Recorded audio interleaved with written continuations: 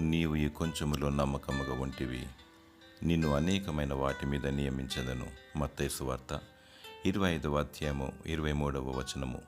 నమ్మకమైన వారి నిమిత్తమై బల నమ్మకమైన దాసుడు అని దేవుడు సెలవిస్తున్నాడు. యోసేపు తన తండ్రి ఇంటిలో నమ్మకముగా పెరిగాడు. పోతిఫర్ ఇంటిలో శోధనను జయించాడు.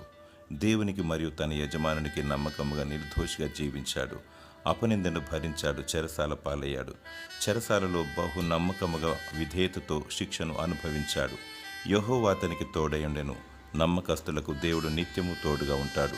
నీ నమ్మకత్వము, విశ్వాస, భక్తి, ప్రార్థన జీవితము, మంచితనము రహస్యమందు చూచు నీ దేవునికి తెలుసు. ఆయన నీకు విజయమిచ్చును. నిన్ను హెచ్చించి అనేకమైన వాటి మీద యోసేపును దేశ అధినేతగా నియమించినట్లు నిన్ను నియమించును. మరణాంతము వరకు నమ్మకముగా ఉండుము. దేవుడు నిన్ను లేవనెత్తి నిన్ను దీవించునుగాక. ఆమేన్.